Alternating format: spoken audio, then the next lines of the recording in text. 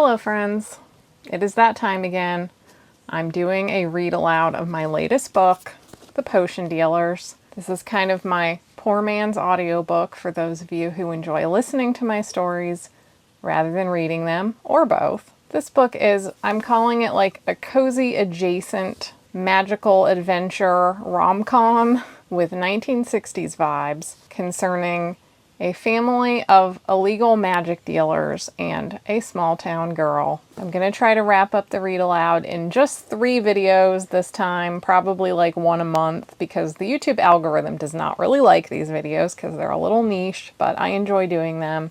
And I know some of you really enjoyed listening to my last one of my book, Doll Girl Meets Dead Guy, which if you haven't listened to that one, that's also available on my channel, set in the same world, and even has a few repeating characters. I'm also going to throw in some of the sketches I did for this book while this video is going on, and at the very end, I'm going to give you a little background, behind the scenes information about some of the scenes in this book. So let's just get right to it. Sit back, have a cup of tea, and enjoy The Potion Dealers. Disheveled Editing Lydia here. Real quick, this book has a preface that very quickly will familiarize you with the basic world building concepts. There's like 3 races in this world, and that's pretty much it. There's 3 races in this world. So if you've never read any of my other works, I will put the preface in the description. You might want to read it before you get to listening, although you can probably pick it up as you go.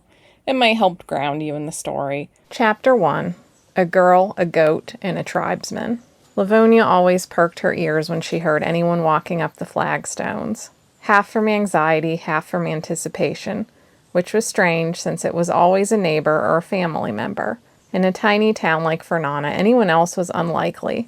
She didn't advertise her tonics and balms to the trickle of tourists, although Var down at the general store kept nagging her to put some on the shelf. Strangers could bring trouble, like her uncle warned, but she couldn't help disappointment when it was just the same faces over and over. Today her grandfather was ambling up the way. Well, she didn't see him as often as her grandmother, so at least that was something. She opened the door, taking the opportunity to finish sweeping the floor. "Good morning." She ejected a few stray bits of dust and dried herbs off the stoop, and then stepped back to let him in. "I hope nothing's wrong with Ome." "Oh, she's fine, Livy." "No, I'm afraid it's Pin-Pin." Goddess, he almost says it like he wished it was my grandmother instead. She had to tease him a bit. "Is Pin-Pin one of the chickens?" she asked absently, sweeping the stairs behind him. "Now I know you know Pin-Pin. Nobody in the world makes as much good milk. All the goats I've ever had, I'm not sure any of them have been better than Pin-Pin." "Rashi isn't home?" "Rashi won't do much about it. She says Pin's too old, but Pin-Pin ain't that old." "How old is Pin-Pin?" 10. "What's wrong with her?" "Not eating. No energy. She's got the runs and it's heavy on the mucus." Some days life just didn't bring the romance. Livonya sighed, twisting her fair braids around a scarf and tying it all out of the way, going to her cabinet of remedies. Livonya was not the town healer nor the town veterinarian. She was the person everyone went to for the smaller things. It was really no wonder that her mother left this town to throw herself into a life of romance and danger. "Well, I might be able to fix whatever's ailing her, but it might be time to stop milk production," she said. "No matter what spells you give a goat, they usually dry up around this time." "I know. Just save her life then. She's been such a good old girl." Livonya flashed him a bemused smile. Her grandfather was more sentimental about his goats than any of the people, and it was both frustrating and a little sweet, although she did not envy her grandmother. "I'll do my best." She chose a few spell bottles and pulled her copy of Spell Chants for Animal Husbandry off the shelf. She checked her herb and vegetable stew, slowly cooking on the hearth, and calmed the fire down to embers with a little elemental magic, about the only elemental magic she'd ever mastered. "Let's give her a look." She shut the door behind them, her grandfather glancing back at the one-room cabin with a cluck of his tongue. "You doing all right, child?" "Of course I am." "You're past your sunrise," he commented as they walked the dirt road, with the cottage of a remote cousin parked in between their houses and nothing but forest on the other side of the street.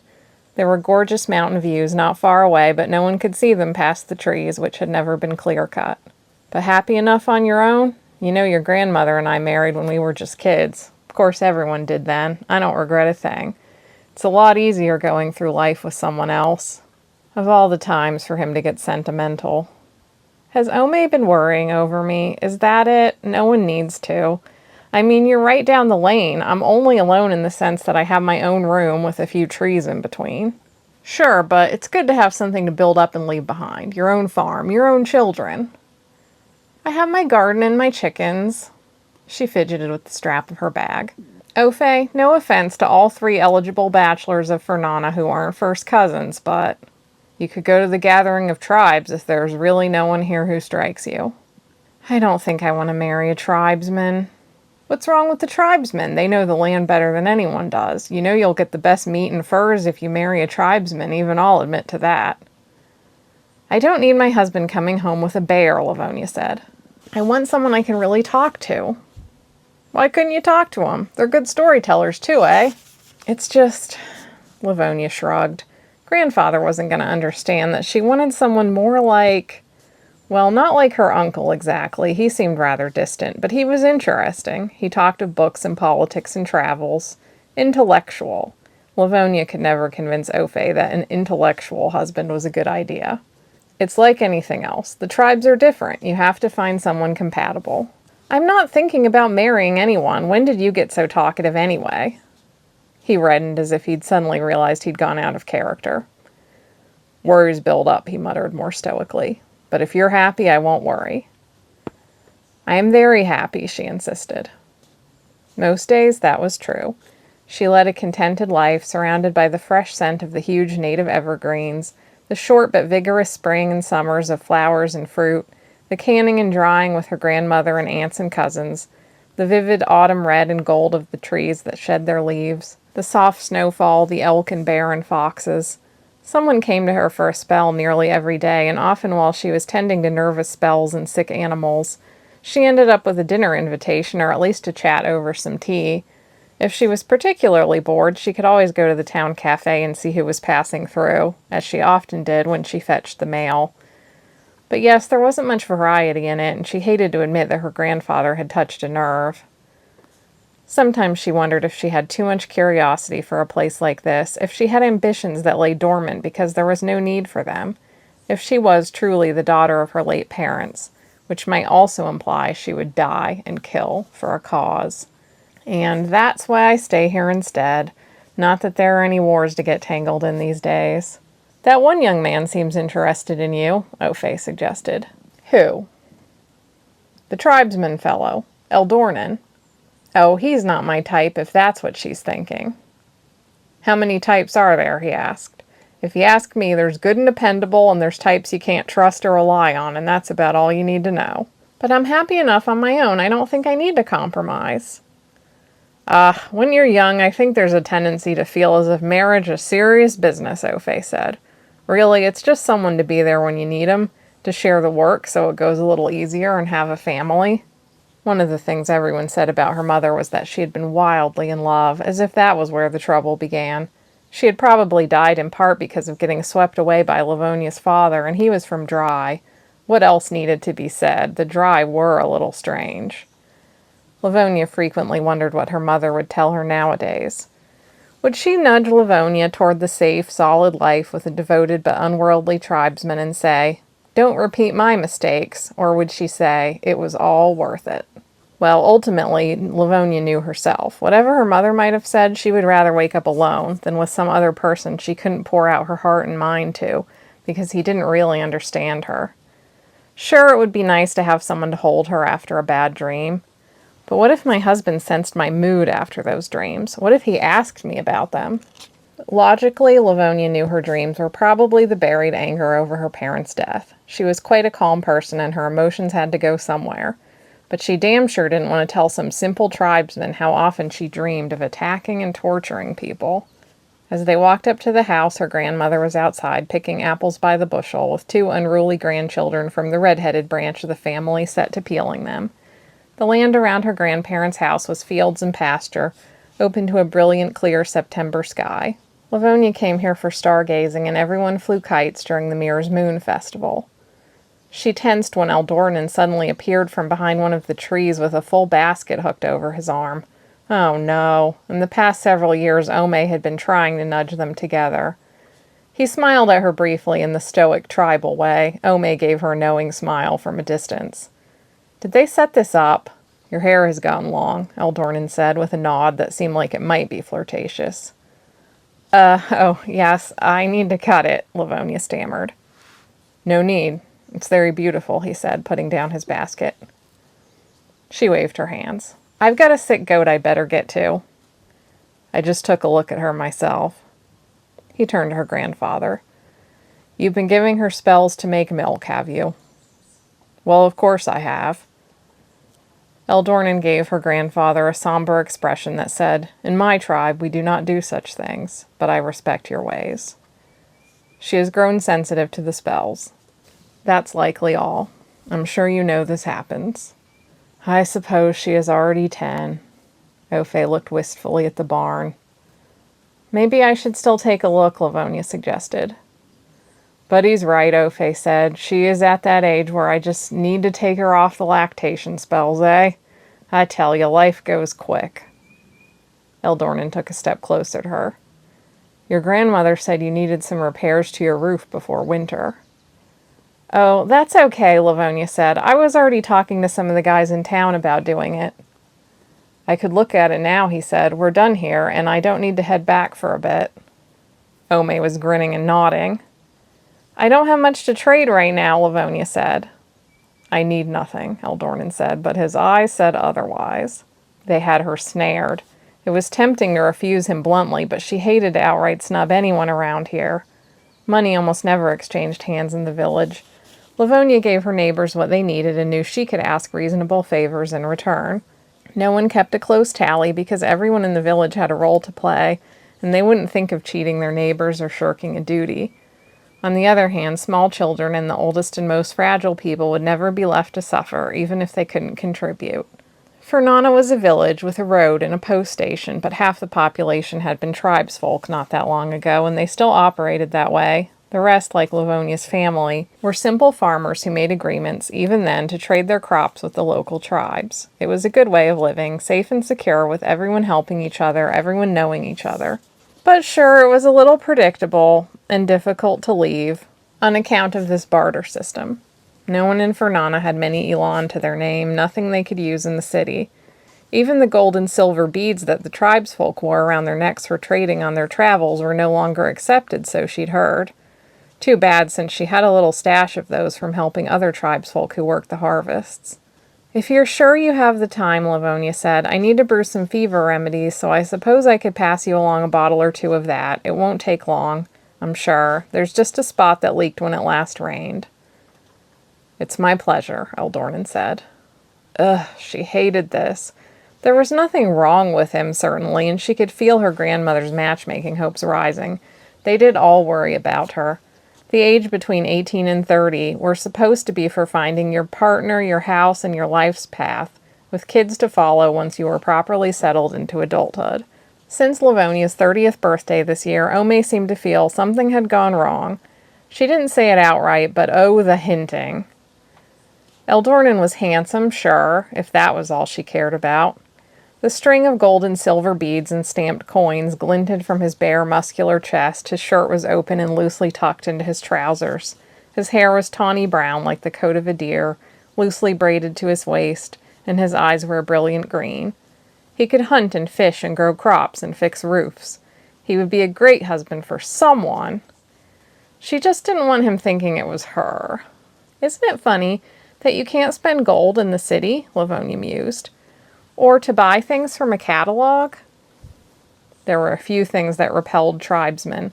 One of them was any Daramon modernity. Why would you want to buy something from a catalog? He asked carefully. My cousin is saving for a radio, Livonya said, so he can listen to music from all over and plays and shows. A radio. Eldornin sounded like he wasn't sure what it was, but already knew he didn't like it. A device that plays music isn't music at all. True music comes from the soul. I suppose it's not unlike singing to someone telepathically across a distance, is it? I think it's very different, he said. And it sounds to me like you are just lonely if you're thinking that you need to listen to voices that aren't real on a device. They are real. They're just transmitted over a distance, Livonya said. I don't know about that, Eldornan said. She could tell she had succeeded in making him uncomfortable. That didn't make the day any more pleasant, since he still dutifully went up to look at her roof. She wished him luck and stepped inside to brew a batch of fever tonics. She already had plenty, it was just a good excuse. At some point he started singing as he worked, and it was a rather pretty song. His voice wasn't bad either. She squirmed, feeling unsatisfied. He just wasn't right for her. No one was, apparently, but what also didn't feel right was this. I am lonely, she thought. I do want a radio. She'd only brought it up to offend him, but now she realized that since her cousin Des mentioned saving for one, she harbored envy. He went to the city for work in the winter, so he had some real money. Everyone gets restless sometimes, no matter where they live. I'm sure of that. This feeling always passes. She let the herbs simmer for a little while she broke a piece of ice from the icebox. Fertilizer, the elemental sorcerer, made his rounds of all the homes in the village and froze the water contained in the upper compartment into a block of ice with his magic. Before it melted entirely, he would be back. Slowly melting a piece of ice and adding the water to the finished brew helped to stave off the chills associated with fever, and then a pinch of finely ground common crystal. She let the herbs simmer and the ice melt. Then she stepped outside to feed the chickens. The sight of her girls running around and clucking contentedly never failed to make her smile. I have vegetable soup on the stove, she told Eldornan. When you're done, have a bowl. She couldn't let a man fix her roof and not feed him. Thank you, that sounds good, he said. I'm almost done, only needed a patch. Maybe I really should get another dog, she thought. It's time. Yes, that was exactly it. She had mourned Sonny for long enough. She didn't need a radio, and she didn't need a husband. A dog might do it.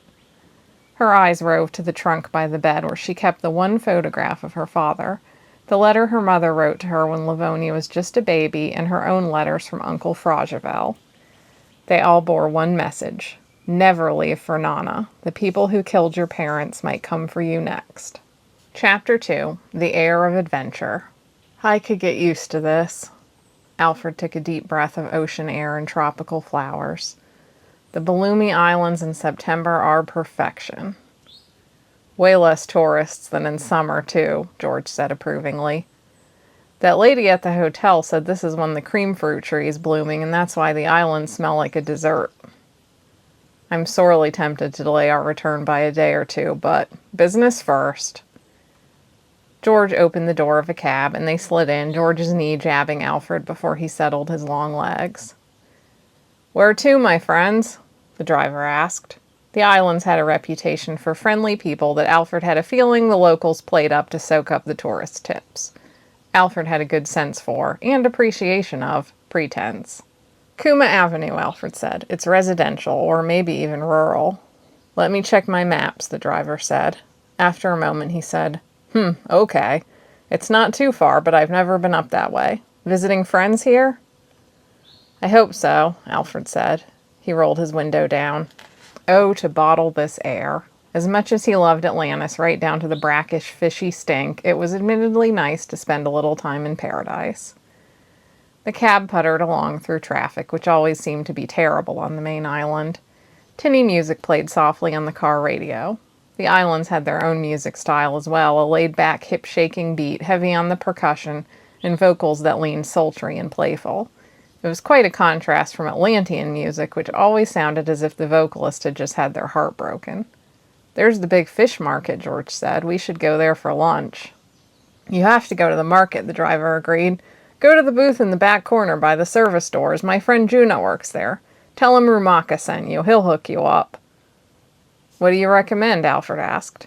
Cigarette fish. Little skinny fish. Don't you eat the bones with those? George sounded like he'd rather pass. The bones just give it a little crunch, Rumaka said. A local specialty, eh? Well, George can get the grouper, Alfred said.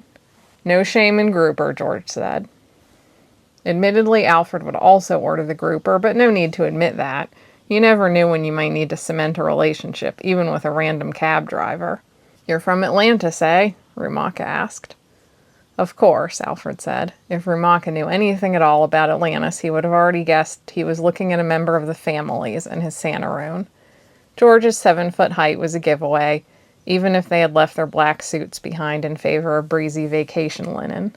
In some ways, on a trip like this, it was unfortunate to have George along, because you couldn't be subtle with a Santaroon, but George would never leave him out. George had suffered enough to become Alfred's Santaroon before either of them were old enough to fully appreciate or consent to the situation.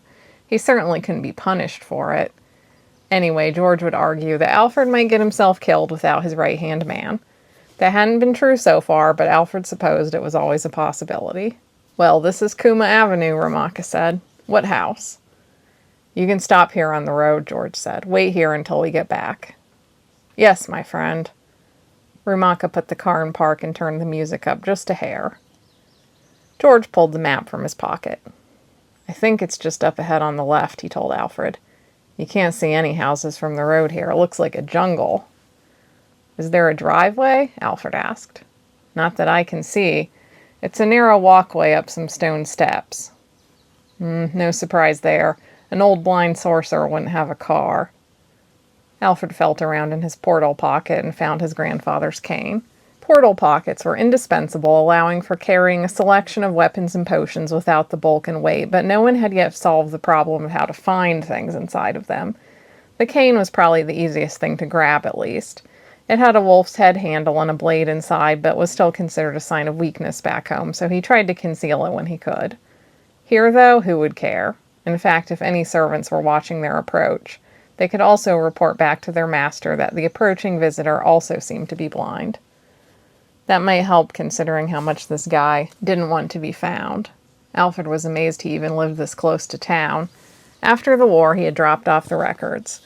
The archival librarian at the Atlantis main branch, one of Alfred's favorite people in the world, and also one who was secretly on his payroll, had finally tracked down this last known address.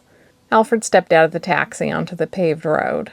The sound of their voices echoed in the open space of the road, but those echoes grew muddier when it hit the forests around them. He followed George as they walked at a steep angle to the path. The air here thick and aggressively alive with lush greenery, the ocean breezes rustling through a wall of bushes and trees to either side of them.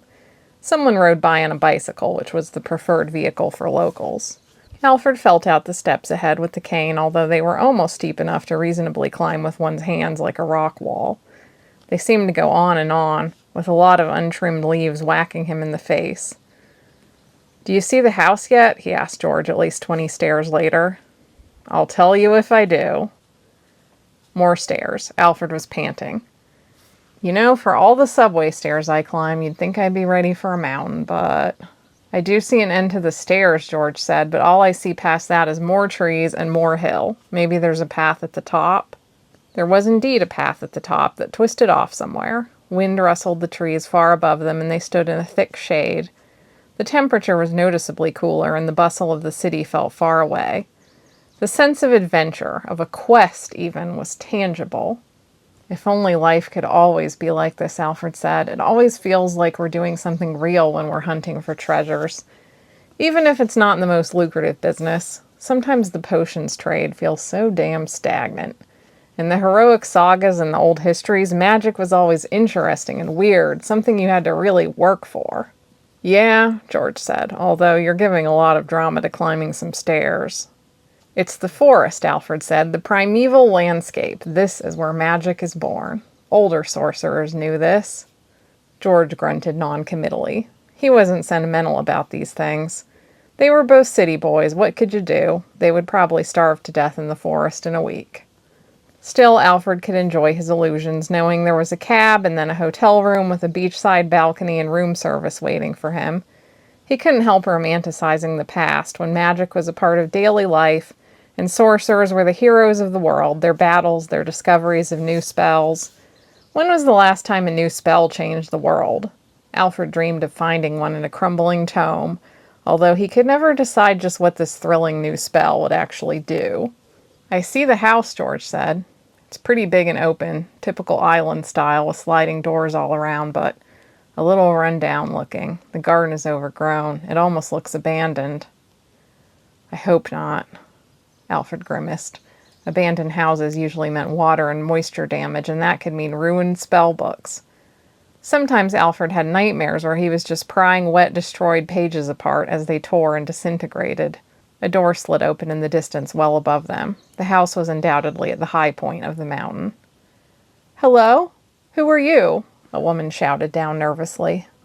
Alfred stopped walking and held up his hands, cane and all.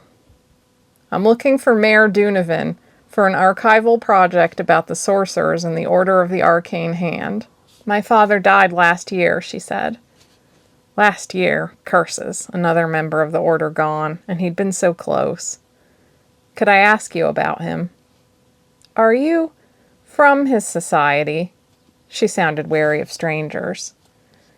"I'm too young, Madia. They're not accepting new members these days, but I've been trying to collect information about them before they're all gone." "Well, all right, come on up. I'll meet you at the door." Alfred kept following the path, with George letting out a vague grunt that Alfred knew meant he was on the right track from a lifetime of living with George and his grunts. Somehow they had developed a subtle language of direction, so George could tell him if he was about to walk off a precipice, and when to veer left while barely making a sound. It was useful, but Alfred also had no idea where it came from. For all he knew, George was grunting at him since he took his first step. The door of the house slid open ahead. The dirt path to the house turned into wooden stairs. The sun hit Alfred's face with sudden heat.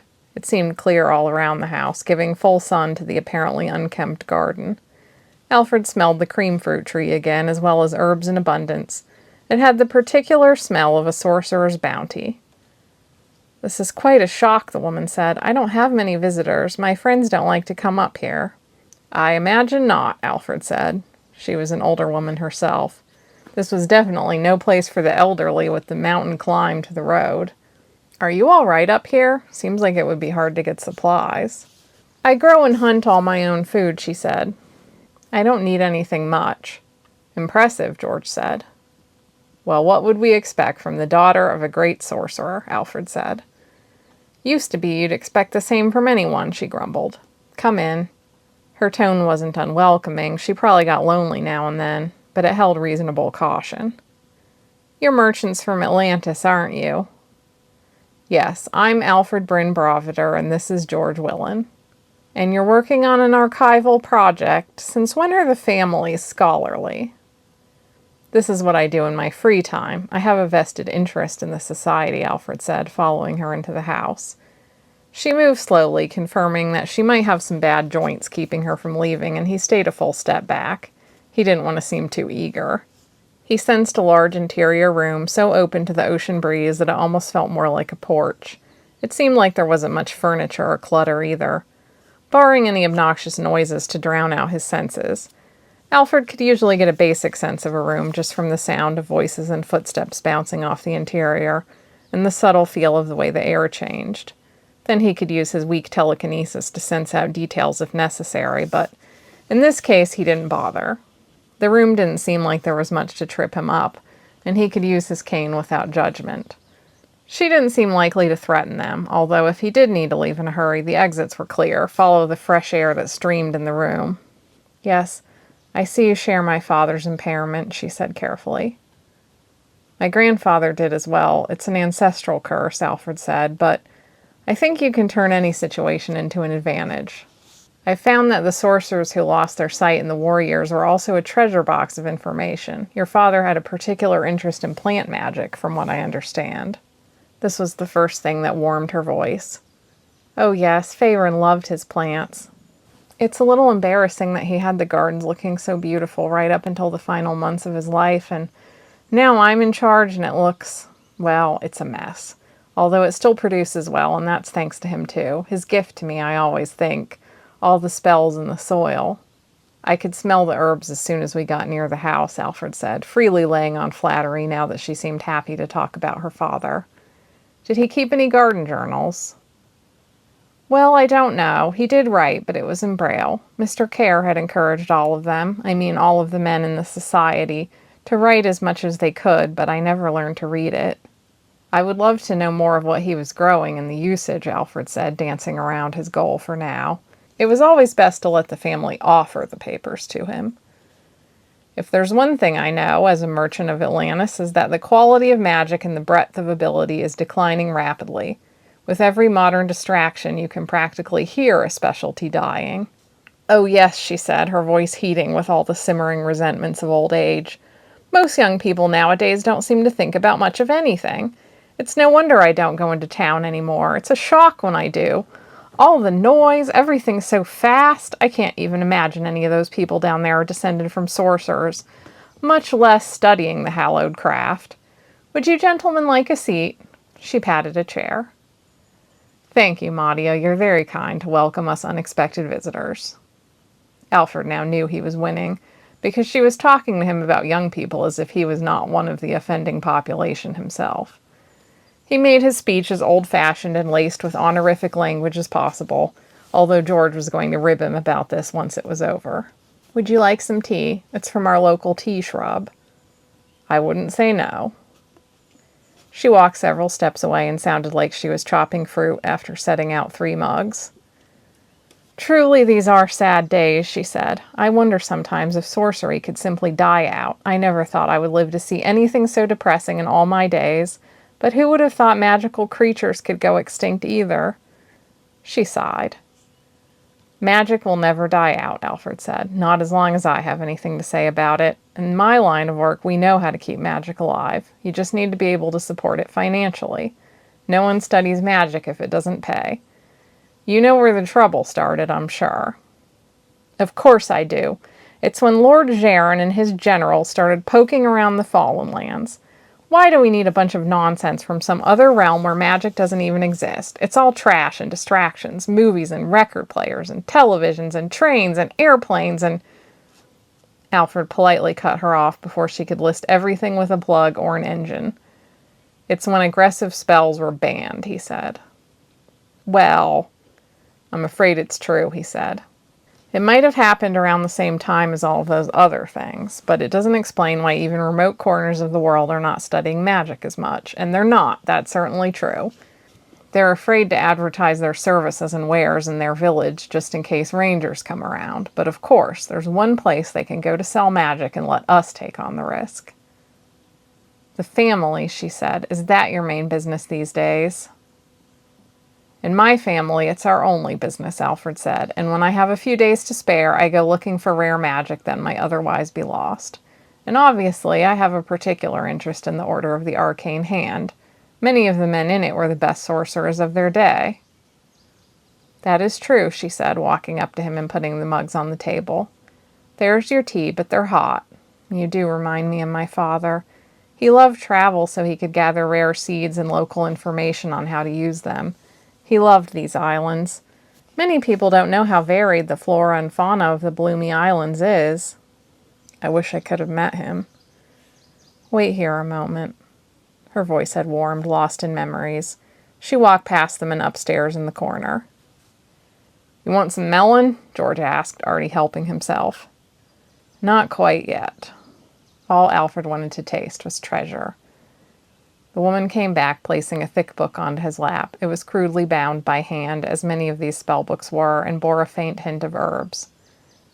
He pasted many pressed leaves and flowers into it, she said, so be careful. Alfred opened the book and immediately met a sample leaf with jagged edges. It was obviously fragile, so he only lightly brushed its edges and left it alone, and then he read, Plants of the Bloomy Islands and Usage in Spellwork, Volume 1, Mayor Donovan. Volume 1, he murmured. My favorite words. I think he has about 15 volumes of it, she said. He really wanted to keep track of everything he was learning here after the war. Of course, the trouble is what to do with it all now.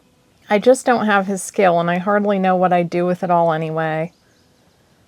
Madia, if you would consider allowing me to preserve your father's legacy, his books would be well kept in the archives, and I will pay you handsomely for them. She took a quick little breath, as if shocked, as if she had never even considered having actual money. A lot of these older people just lived off their land and didn't even have a bank account.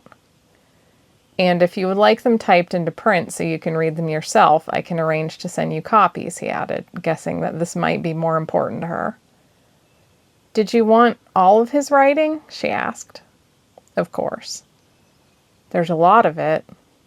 Whatever you have, I'd love to see that it's well cared for, he said.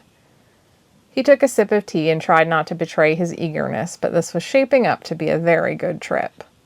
Chapter 3, An Interruption at the Fish Market. I hate you, George said after they had completed their countless trips down the mountain carrying heavy boxes of books. I almost hate myself, Alfred said, although he would have carried boxes of books like this until his legs gave out. This might be one of the best scores of his life. Not only was it rare for any of these guys to write this much, but the Bloomy Islands was also a very underserved region when it came to magical texts.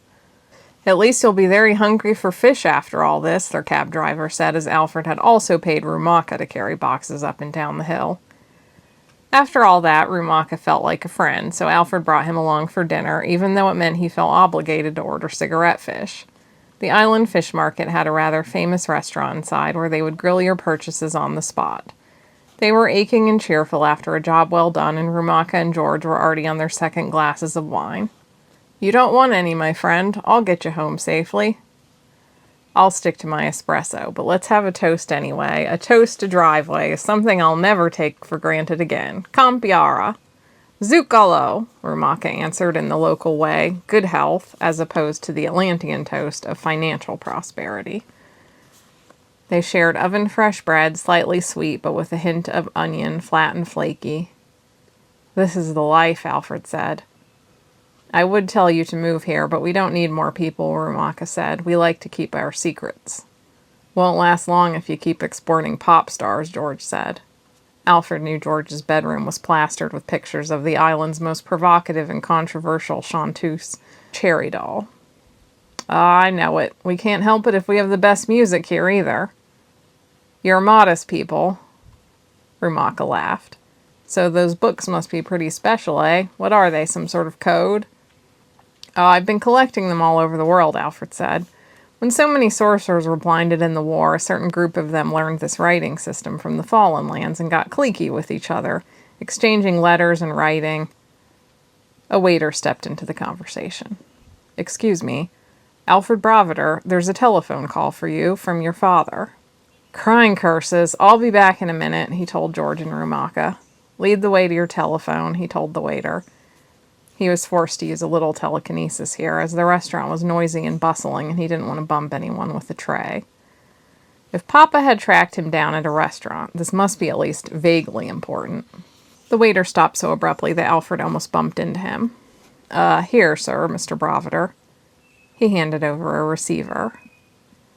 Alfred followed the phone cord to the counter and leaned against it, staying out of the way as much as he could. I hope this is important. I'm in the middle of dinner. More than important, his father boomed cheerfully. I have a new quest for you, Alfie. We found the girl who can cure you, the daughter of the woman who cursed Grandpapa. Suddenly his mother was on the phone.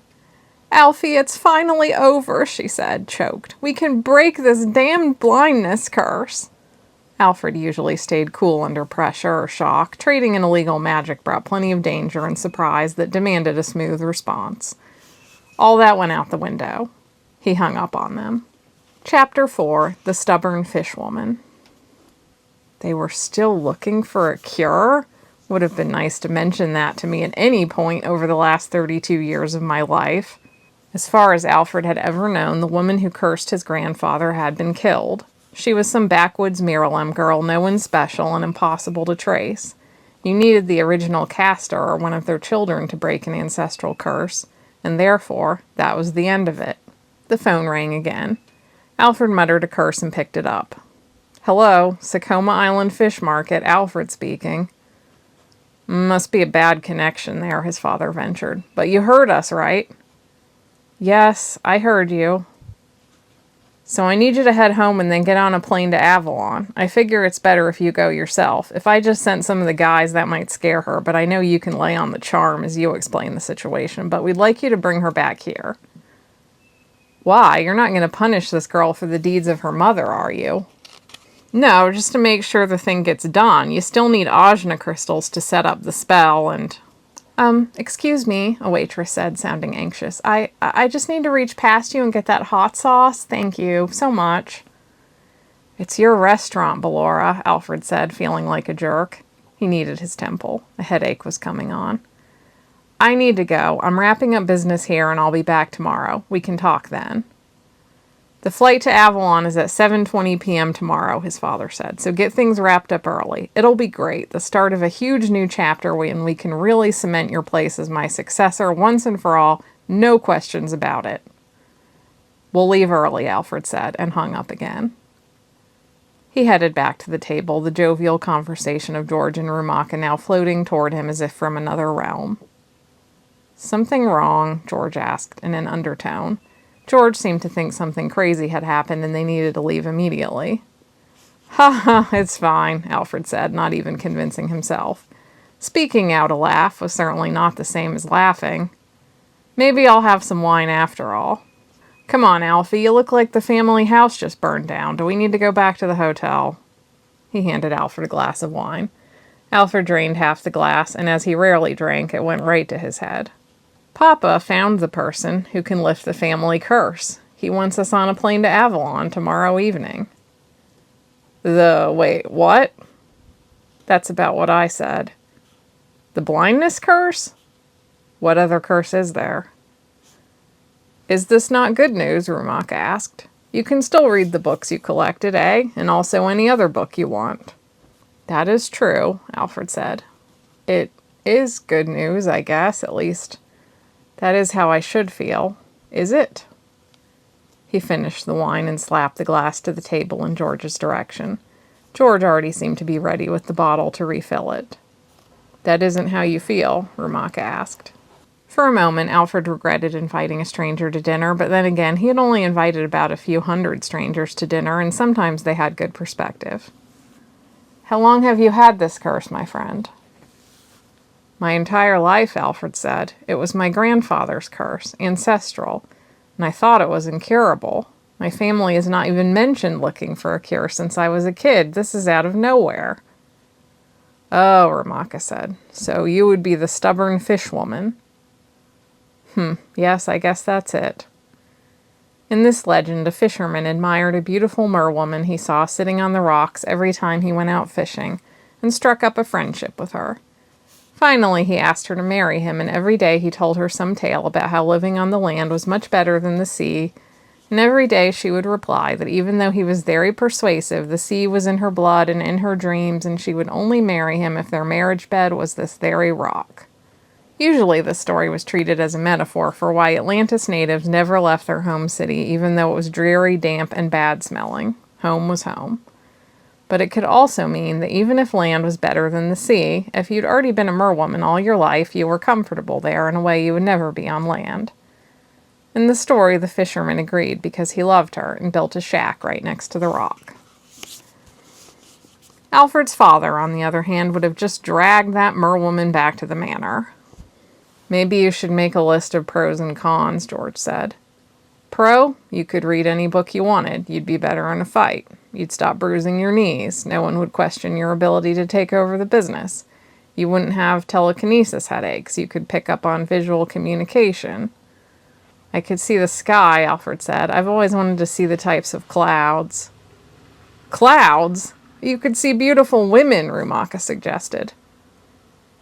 Thessia's face. Should he be thinking of that? He probably should, and yet he felt very indifferent or even downright averse to the idea. What if he didn't like her face? What if he didn't like any faces at all? Would he know what to do with his gaze? Would he suddenly become a very awkward person? He drank the second glass of wine a little more slowly. George and Rumaka stayed quiet, perhaps sensing his tension. A waiter approached. Have you all decided? We'll both take an order of Juna's cigarette fish, Rumaka said, and the big guy will have the grouper. And another bottle of wine. Alfred sighed as the waiter swept up the menus and left. But would I be better in a fight? Would I pick up on visual communication? All those sorcerers in the order, they remembered being able to see. I didn't ask for this. I haven't been sitting around cursing my fate. And the family knows this. They knew I would tell them not to bother looking for a cure. I already have my shit together. That's true, George said. But that's never been good enough for them. And if you got your eyesight back, they would have no patience for you figuring anything out. It still wouldn't be good enough for them. Ah, Rumaka said, Atlantean parents are tough, aren't they? Only perfect is good enough, George told Rumaka. My pop's the same way. I can do everything right, and he thinks I'm embarrassing because I dare to have hobbies. He doesn't have hobbies, so what the hell's wrong with me? Thank the fates, Alfie also has hobbies, so he puts up with mine. So that's the problem. We know they never thought about lifting the curse to do you a favor. It's just so they can say that's all over with and you're perfect now. Except, it won't happen, Alfred said. In fact, worst case scenario, my reputation as a charming and clever blind guy will be replaced by that of a very awkward normal guy. Yeah, you don't want to be that, George said knowingly. That's what makes this more infuriating than anything. The sorcerers I've always admired were fighting for respect, but how far did they get? It was one generation, and now they're dying off, and the world is right back where it started. Is it perverse that I wanted to prove myself on my terms? Is the stubborn fishwoman stubborn, or does she simply know who she is? Rumaka asked. Alfred smiled. You're a good man, Rumaka. You need a job? I don't think I want to live in Atlantis, Rumaka said. Not when I already live on Sakoma Island. Smart man, too, Alfred said. I guess I get one night to think on it. Are your parents going to take no for an answer? George asked. What are they going to do? Lift the curse while I'm sleeping? Alfred grimaced. Don't answer that. Chapter 5. Alfred makes a decision. Hey there, stranger. Thessia was waiting to greet Alfred when he arrived, even before he saw his parents. I was just here meeting with the wedding florist with Mama. Thessia had already been basically adopted by his mother and had been calling her Mama for years. Would she understand how he felt? They'd been engaged for 6 years and he wasn't sure. I get picking out the dress 6 months early, but the florist, do flowers need that much lead time?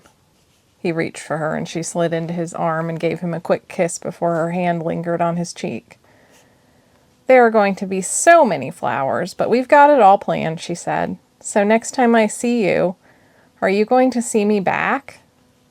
If this works. Are you nervous? Do I look nervous? She seemed like she had to think about it.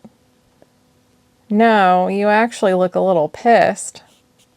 Then I guess I'd better smooth that out, he said to her softly as his mother came in from the east wing. Oh, you too, she said with a catch in her throat. You look so lovely together. I'm just so happy for you both.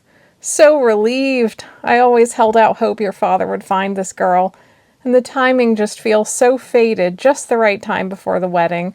You'll have plenty of time to adjust, and the wedding photos are just going to be such a moment. Alfred wished that George had not shuffled off somewhere as soon as they got home. He needed someone else to say something. He knew he was failing to look less than pissed, and his hand on Thessia's shoulder was tense. Mama had pulled out a handkerchief. And the baby photos, the two of you, the first grandchild. Now Thessia tensed as well.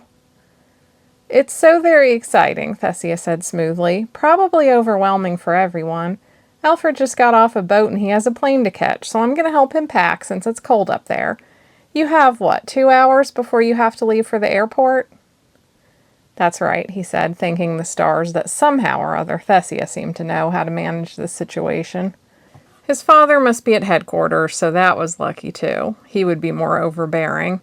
He and Thessia went up the stairs to his bedroom and she shut the door. You're not okay, are you? She cried. You don't want this? In all the years we've known each other, have I ever said I did? No. In all these years, Alfred never talked to Thessia about anything deep either. For all their conversations, they usually stuck to social matters, politics, music, and films. He paced a few steps. Would you be disappointed in me if I didn't want the curse lifted? She drew in a quick breath. No, of course not. I thought this was something you wanted. I guess I assumed anyone would. At least your mother made it sound like a given. They pretended to be proud of me, he snapped, and now I know that all she wanted was fucking wedding photos. This isn't about me at all. It's about having a perfect normal son with perfect normal wedding photos and baby photos. It's about the shame she felt when people pitied her. She's been like that my entire life, and I've been playing along my entire life.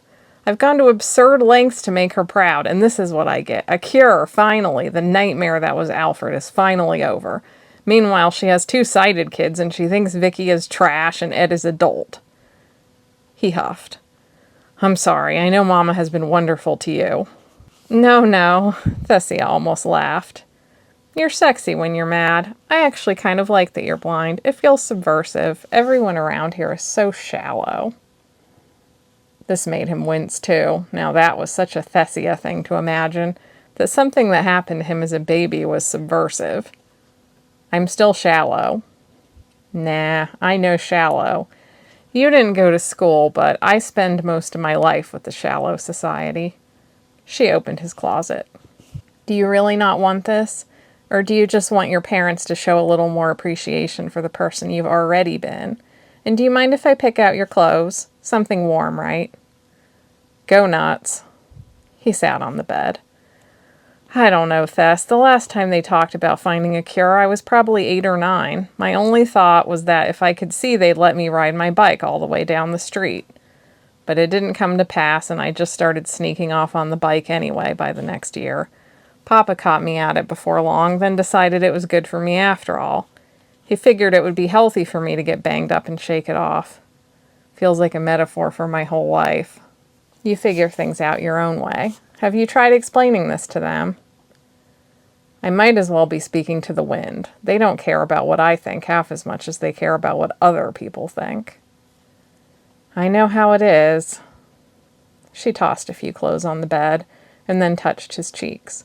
Her skin was warm and soft, and she smelled like orange blossoms. Thess, do you ever feel like... What? We don't know each other as well as we could. I'm sure we'll get to know each other better when we're married, she said. But you're the only person I'm honest with. He'd felt the tension in her when his mother mentioned kids. It wasn't the first time. Heirs were expected, and Thessia would chatter falsely about them with his mother, but he'd never seen her actually get excited about the prospect on her own. The only person she was honest with? He guessed she wasn't honest with anyone, maybe not even herself. I do have a responsibility to lift the curse so it won't pass to our kids or grandkids, he said. Oh, yes. That feels so far off. I mean, hopefully you'll live much longer than your grandfather, and we'll have great-great-grandkids by then. Too distant to care what happens to them, he joked. Exactly. She laughed. Okay, I'll leave an outfit for you to wear today on the bed, and I put 2 more in your bag, including a really warm wool sweater. You'll look great. I wish I was going. I'll be back very soon, he said. I don't even know what I'll do when I get there. Whatever you decide, I will be very proud for the nightmare that is Alfred to be my husband. She kissed him, and he felt a little guilty for not being more responsive. When she left, he still felt deeply restless. Thessia was so sweet, but so walled off. He always felt like he was never past the doors of her true feelings. Well, she likes that I'm blind because it's subversive. I guess that's something. It made him wonder if she was projecting onto him. He had never done anything subversive in his life. Maybe it's time to start. He was so tired of appeasing his parents, and they were young. They could rule over his life until he was an old man if he kept appeasing them. When Alfred was 8, a heavy rain settled over Atlantis, and the river nearly breached the wall behind their house. Alfred was fascinated, listening to its growing power, feeling it in his bones, and then following the weather reports on the radio. After that, he decided he wanted to be a weatherman when he grew up. His parents even encouraged that interest, patiently allowing him to deliver Alfie's weather report after dinner. This lasted for a week before he overheard his mother crying to his father that poor Alfie, such a smart little boy, but blind people could never be weathermen. Perhaps some kids would have been crushed. Alfred was simply defiant. Wasn't he already his parents' weatherman right now? Mama was wrong, and he would grow up and prove it. He still wasn't sure why she was so convinced, but she was like that about a lot of things, giving up without trying. Mama wanted him to be a pianist, which was actually what she once dreamed of being herself. She forced him into lessons for several years of his childhood. He wasn't even particularly talented. His protests were ignored. One day he poured honey all over her piano in a fit of rage he couldn't fully explain. It was one of the few times she had spanked him. He felt horrible about it once his temper had faded. But shortly after that, Papa declared that Alfred would assume the duties of the heir, would learn fighting and diplomacy and all about different spells, no more of this piano nonsense. Once Papa took charge, Alfred was allowed vastly more freedom. He could ride his bike down the street, then go all the way to the park, then take the subway alone. Papa got his grandfather's cane out of storage and told him that if he needed to use it, that was still better than staying home all day. If he hurt himself, Papa would say, "Good practice, we all take our hits, just don't you ever cry about it." Now he felt they had both betrayed him. Fuck it. He crept upstairs to his father's office. Alfred kept his ears pricked for servants. There was absolutely no doubt Papa was at work, and George's father with him, or he would have talked to Alfred. Mama always wore dressy shoes that would never take him by surprise. The safe was behind one of the old panels on the walls. Very carefully he moved the panel. It rattled and creaked, and his heart pounded harder with every sound. His fingers found the dial for the safe. Papa had put marks on it so Alfred could feel out the combination. All the potions had Braille labels on them. In case of emergency, Papa wanted Alfred to be able to access the most destructive potions in the arsenal. The safe door swung open with a long, low squeak of hinges. Alfred thought he heard a noise somewhere. He paused. If you're going to do this, do it now. His hands were shaking as he checked the label. Parasitic blindness, completely incurable. Alfred's stomach churned. Was he losing his damn mind? Maybe it really would be great in the long run, ditching the burden of being the blind guy. But in his gut, he knew he wanted to stay the same person he already was. He hated that his parents cared so much, that was the burden. He had always wanted to prove them wrong, and if they lifted the curse, they would take that away from him. He twisted the cap off the bottle and dipped a handkerchief into it until it was soaked. Then he squeezed it into his eyes. Left, right, done. The pain hit as he lowered his hand. Oh shit, that burns. His eyes watered, streams of tears. The potion felt like it was going to go right through his eyes and sear into his brain. But his father was right. Developing a high pain tolerance was a useful skill.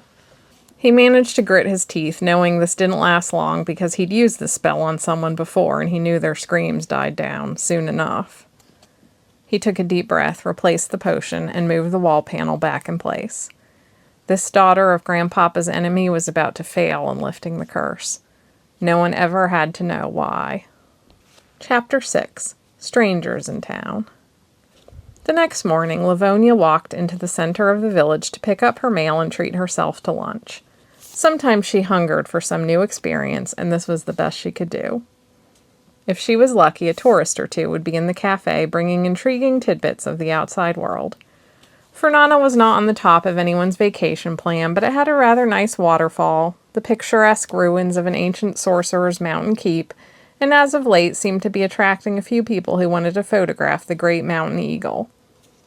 3 summers ago, a woman even came from a nature magazine. She drove a little blue car, had a huge camera, and wore shorts and sandals with a lot of tanned leg in between, attracting as much of Cousin Dez's undivided attention as this foreign beauty would tolerate.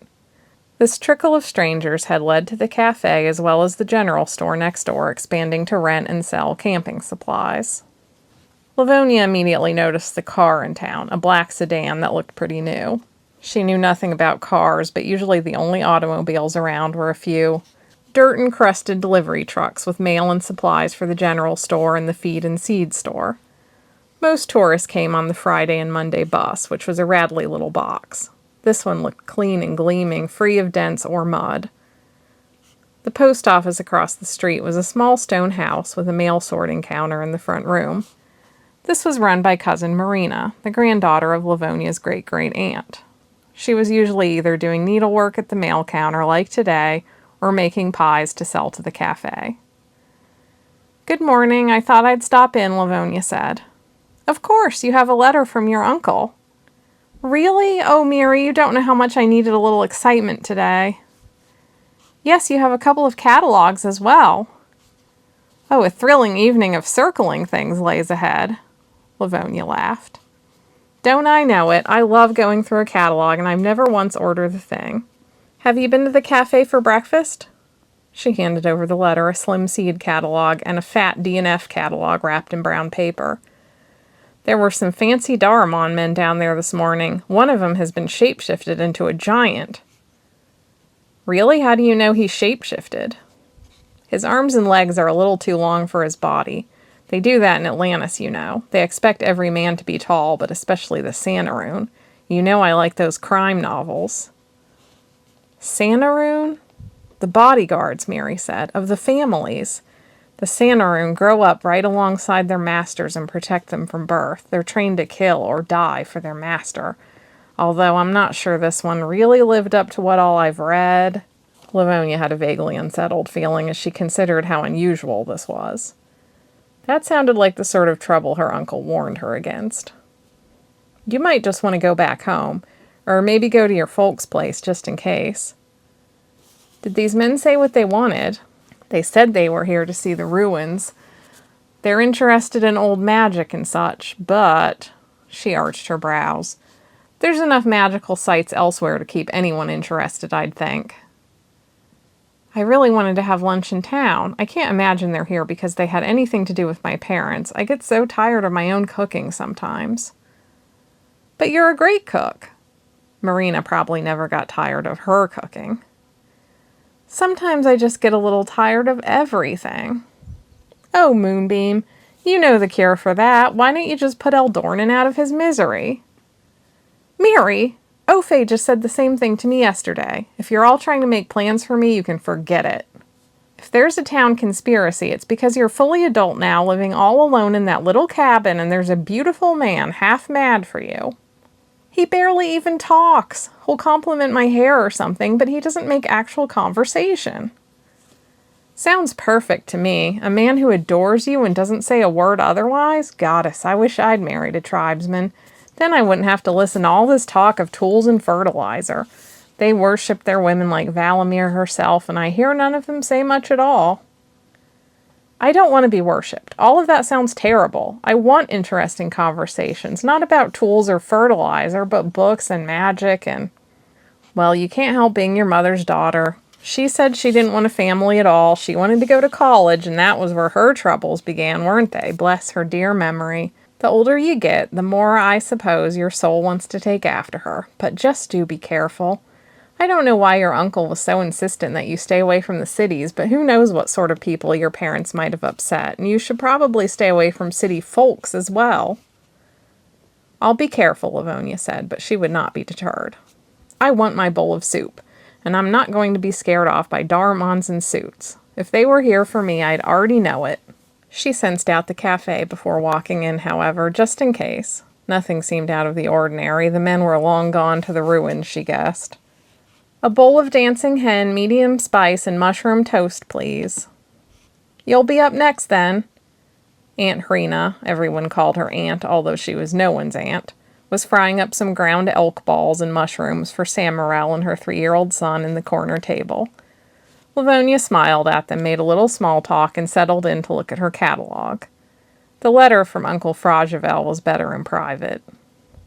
The D&F catalog was short for Domestic and Fair, established after the war to supply the Miralem with goods that were only made by their own race, not by their enemies or the slave trade. Of course, everyone said the Daramon-made products were better and more advanced, but no one in Fernana would think of giving them money, even 40 years after the war. The war might as well have been yesterday, and Daramon overtures toward peace and collaboration were obviously motivated by greed more than anything else. It wasn't like Livonya could afford anything in this catalog anyway, but she flipped through the color pages in front and imagined what it would be like to be the sleekest kitten at the club in burgundy or royal purple mini dress and jacket pair-up, dress of rayon crepe with back zipper, bib collar and cuffs of cotton lace, delicate wash, $15.99 Elan. It was like peering into a bizarre otherworld of girls with flipped hair, eyelashes for days, colored tights, and record players. No one in this catalog looked like they had ever seen a farm in their lives, not even on the workwear pages. When Livonya was little, the radios were among the most exotic offerings, but they had since been displaced by the television, a contraption she could barely comprehend. She doubted there was a television within 200 miles, although you could see a movie in Luvara. Aunt Rena brought over a steaming bowl of dancing hen, chicken with a spicy pepper sauce, and the little plate of crisp toast with mild mushrooms and garlic soaked in butter. Livonya shoved the catalog away, ashamed that she found it all so tempting. Samarel came over with her little boy. "Could I ask your advice on my garden? I'll treat you to lunch if you can tell me what I'm doing wrong with broccoli." "Of course, no need to treat me. The bugs keep getting into it." "Yes, the repellents seem to work on everything else." "The broccoli always seems to need a proper ward. Take 4 silver coins and, well, better yet, if you have 4 silver coins on you, give them to me and I'll cast the ward, and then you put them in each corner of your broccoli patch." "That's it?" "It's so easy once the coins are charged." "Mama doesn't have any money," her son gabbed. Samarel blushed. "Yes, we do. We'll have more once your father gets back." "I have a few, and I'll bring them by tomorrow." "You can repay me. I wouldn't want you losing all your broccoli before winter sets in." Samarel let out a breath. "Oh, Livy, I'm so grateful. Rue is a broccoli-eating monster." She ruffled his hair. "Dragons eat broccoli," Rue declared. Samarel smiled slyly. "Yes, and other greens too. Dragons love greens." "Well, I just like broccoli, though," he said. "Deep in his dragon phase." "Very deep. Tell her your dragon's name." "Lothlarivarian," he said with a practiced air. "Oh, wow. Sounds like you have a very wise dragon." "He's gold and he eats broccoli and bears." "Goodness, he eats bears." "It's hard for a dragon to get full on broccoli," Rue said, having clearly thought about it. Livonya walked home, fully cheered by the good lunch and the conversations. That was all she needed, not even any tourists to ogle, but just some hearty food and chit-chat. Rue was a cute kid, too. It would be really fun to have a smart kid like that and read him stories about dragons. Oh no, none of that thinking. That's how they get me shacking up with a stoic hunter who silently brings me deer meat and orgasms. She shook her head vehemently. Nope, nope. That wouldn't be enough through the trials of sleepless babies and all the way into old age. Now she could get a nice fire going and read the letter. She stopped in the road in front of her house, sensing something. A violation. Strangers were inside her house. She took a step back. "Oh, May. Oh, Faye. Someone's in my house." She sent a telepathic message to the farmhouse, but she didn't feel any response. At the same time, the door opened, and there was indeed a Daramon in a suit, but he immediately bowed and called, "My sincerest apologies for entering your house, Ballora. I wanted to speak to you about private business. The locals here seem like they wouldn't keep any business private for long. We didn't touch anything." She had never heard an Atlantean accent before, but in books it was always described as languid, and now that she knew just what that meant as he lingered just a bit over the most musical sounds. "We didn't even sit down," the other man said. He was alarmingly tall, just as Miri warned. Obviously they were Atlantean Daramons, what with the Ballora business. That was Atlantean man-speak for, "Greetings, woman I have deemed worthy of notice." Older or undesirable women were relegated to Madia, allowing a man to insult a woman with a simple change of title. Their brown skin and black hair was the next clue. They were dressed nicely, the tall one in a two-tone cardigan, and the first man in a finely knit gray sweater with black dress slacks. "I'm not anyone's Ballora, please leave," she said sharply. Her heart was beating faster as she resisted the urge to cast her eyes down the street, looking for her family. Unfortunately, they seemed to be out for the day. "I don't know what you could possibly want with me." The first man looked unfazed, slipping one hand into a pocket, confident. She bristled. He was obviously powerful, used to getting whatever he wanted, and of course he was good-looking and knew it, with heavy-lidded eyes and a perfect nose and a sensual mouth, broad shoulders and lean hips. All Atlanteans were good-looking, of course, blandly so. Probably shape-shifted. It was all fake. "Your mother put a curse on my grandfather, and I will pay you generously to remove it, then leave you alone. Now, I say this knowing you probably don't have the fondest opinion of my grandfather, and I might have to convince you that I don't take after him at all. But I'm hoping you might at least indulge me. Grandpapa is long dead, and nobody liked him." My mother was killed, she said, and I don't know who did it, so I don't have a very fond opinion of anyone she might have cursed. Your grandfather might have done it. His brow furrowed. I don't think we did that, but if he helped to plan it, maybe I owe you even more than I could repay. You can never just pay off my mother's life. She didn't sense malicious intent, however. All they seemed to want was this curse lifted, and oddly, they didn't even seem hungry for that. Generally, they had the same adventurous energy as the tourists, who wanted to see some ruins and eagles. Do I tell them to follow me to the cafe? But then the whole town will know my business, and maybe they know something about my mother. If something goes wrong, I can handle these two, she decided. Maybe stupidly, maybe her mother thought the same thing on the last day of her life. But if she went to town, they'd draw a crowd, and concerned villagers would run these men off. Eldornan might even show up to demonstrate what a good protector he could be, and she would die of embarrassment if that happened. All right, come in. I'll hear you out, she said. I'll allow that you entering my house without permission was just bad Daramon manners. Well, I am used to the staff letting me in to wait, he said with a faint hint of teasing. She almost felt like he was making a joke about his own pretentiousness in these surroundings. She didn't expect men like this to joke, but maybe it was a trick to relax her. Probably, she snorted. Have a seat. He moved to her chairs and felt for the back of one before pulling it out. It was subtle, but she suddenly realized that his rather sleepy eyes were not just part of the Atlantean vibe, but the curse. A blindness curse, she said. Yes.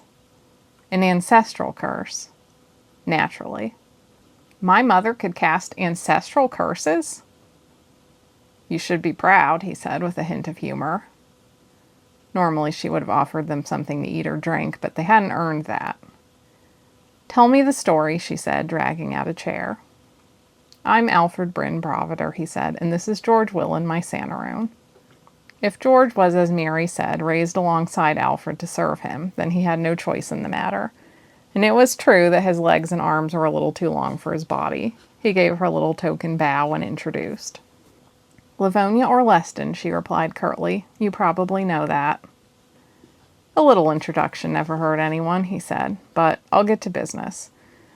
I don't really know the circumstances, only that your mother blinded my grandfather Drafin, and yes, it was an ancestral curse that passes to the youngest descendant upon his death. I can assume he wronged her in some way and might have been connected to whoever killed her. I doubt he killed her, simply because he had no telepathic abilities, and none of his men did either. I don't think he could take on a Miralem with that much magical skill. But this isn't to make excuses for him. No one would claim that my grandfather was a good man. When was this? Right after the war, around 26. Oh? That was some years before she was killed then. I feel like I should interrupt here, just very briefly, because I didn't read the little preface, but they have their own calendar, but we're just translating the years into our years, so, they wouldn't say 26, but we're just so that we can keep track. That's how I'm writing it. Okay, back to the story. Sorry to break the fourth wall. Oh, that was some years before she was killed then. I know she got up to all sorts of things. Livonya yearned to put together more pieces of her mother's background. She had plenty of enemies, I'd guess. She sounds like a fascinating woman, Alfred said. Probably more fascinating than my grandfather. After she blinded him, he became an in-house tyrant. He didn't handle it well. Never really left his chair in the parlor corner after that. Never a good sign when a man says he owns a chair, George said. Very true, Alfred said. Keeping your chairs fresh keeps your mind fresh, probably. My mother was pretty well traumatized by him as a newlywed. He'd bark out orders and hit people with his cane. He wanted to die, but if he had, my uncle would have lost his sight, and he was attending university at the time, so that would have ruined things for him. My mother got pregnant, and he said if I was a boy, he would wait until another child was born in the family, so the heir to the business wouldn't have any trouble. But one afternoon when I was 9 months old, he went ahead and did it. His suicide note just said, I'm tired of waiting. Livonya had never put much thought into how an ancestral curse would play out. It was probably assumed that the descendants of cruel men would deserve their fate as well. But what if the family had changed?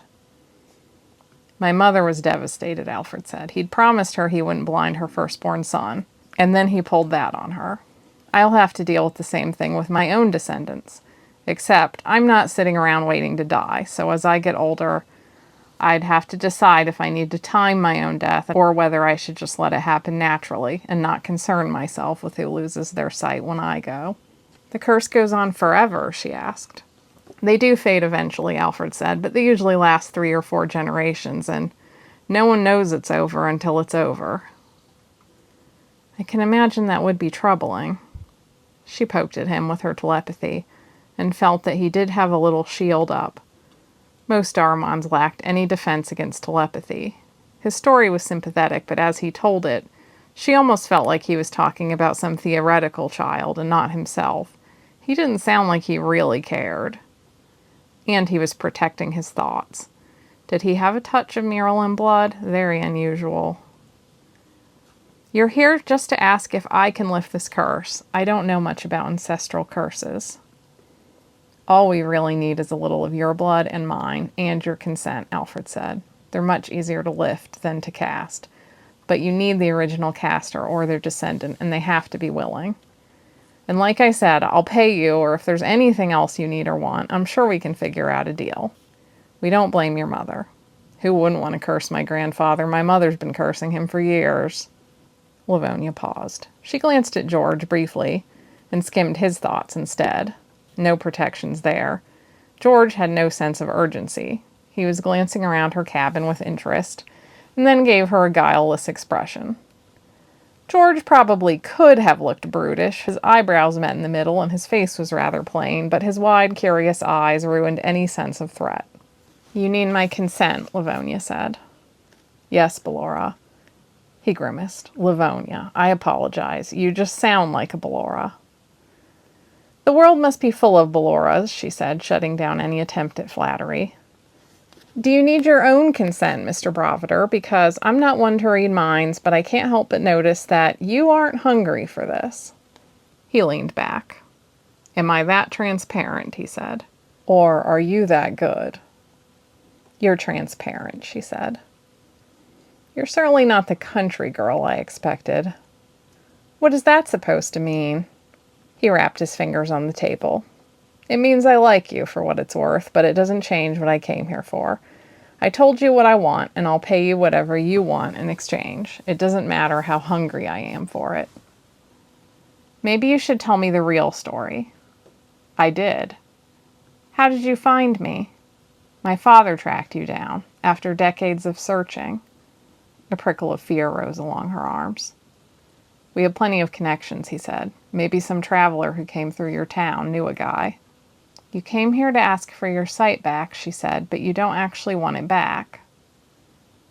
His affable nature had hardened, and now his expression told her nothing. He took a pouch from his pocket and opened it to reveal a thick wad of paper money, the kind that was more common in Darmon lands. Take that, Ballora, and there's more after you break this curse. Let's put the past behind us. He wasn't angry the way people here got angry. Maybe he wasn't really angry at all. But there was a cool, composed irritation that felt infinitely more dangerous. Something was still off. She should let it go, and she just couldn't. Maybe this was how my mother got herself killed. She was always wondering, and she would never know. People just don't cast blindness curses on babies, she said, ignoring the money. And just about every natural sort of blindness is curable somehow. So, I suppose we don't know how you'd adapt to it. He didn't move an inch, and now she felt like they were locked in some unspoken duel. You don't want this, she said, sitting back. I think you're already secure in your own skin. You are that good. He sighed. But it means I still have a problem. You still want to spare your descendants this curse. My family won't take no for an answer. If I don't bring you back to Atlantis, they'll drag you there. Huh? Why would I need to go to Atlantis at all? Can't I break this curse right here? I thought you said it was easy and I only need our blood. Our blood and a circle of ajna crystals. Ajna crystals? They were the rarest and most potent of all crystals. She could hardly fathom owning one, much less a circle of them. She stood up. You need to go home and tell them you don't want the curse lifted, and I'm not doing it. If I go home... He trailed off, and she felt a chill. I'd better stay in town for a bit and think on this. I don't want you forced into anything, but don't worry. I'll stand between you and the Bravider clan. He stood up and gave her a brisk bow, just a bit more than a nod. Thank you for your insight, Livonya. He said her name just like Ballora, as if it was the most beautiful name he had ever heard, but it was just that damn accent. I am not going to Atlantis, she said. But she didn't tell them that her uncle had told her to stay in Fernana. For the first time in a while, she wondered exactly why he was so insistent about it long after the war was over. After all, he lived in Atlantis, and he never came north. She had never met him in person. If you need me, he said, I'll be around. She shut the door the moment their feet were past her threshold, her heart pounding. Who found me and how, after all this time? Chapter 7. Trouble with Tents. She was a fierce one, Alfred said, as their footsteps crunched on fallen leaves back toward the center of the village. I shouldn't be surprised, considering that her mother must have been quite something. Her house was really cute, George said. It was like a log cabin with a chicken and horseshoe pattern painted on the rafters, kind of like in that movie about the couple that got stuck in the snow with the snow spirit scratching at the windows. So, like a supernatural horror movie, but she was cute, too. She was, yeah. Cute in a plain way, I guess. George paused. And you look like you've never wanted to argue that more in your life. You know how Atlantean girls are, Alfred said. Even Thessia, she's as good as they come, but she still seems artificial half the time. Livonya was so straightforward. Even her blunt, plain little accent was very cute. Alfie, did you just lose your head over her? George laughed. Aw, man, I thought I was picking up on something. It's finally happened. I wondered if you'd ever get stupid over anybody. Now you'll know how I feel about Bran at the bakery. I wouldn't say I lost my head. That's what everyone says when they do. Alfred scowled. Could it happen that fast? Oh, sure, it can happen in 2 seconds with the right girl. Well, we won't stay long, Alfred said. It certainly won't be an ongoing tease like Bran. I know you would never hurt Thessia anyway, George said, but it's good to get that taste of what it would be like if you could just do whatever you wanted. This phrasing, while obvious, messed with Alfred's head for the rest of the walk. If you could just do whatever you wanted. Of course, he had various rules to follow, and he knew that. The engagement with Thessia seemed like an excellent decision at the time. But here he was in some nowhere Miralem town at the edge of the world, knowing Livonya could lift the curse, but she couldn't cure his blindness. He had worried a little that she might sense him out, but by offering her his foremost thoughts, his genuine reluctance, she hadn't probed far enough to learn that he'd already sabotaged the curse. Alfred might be a poor telepath himself, but he learned how to deal with them.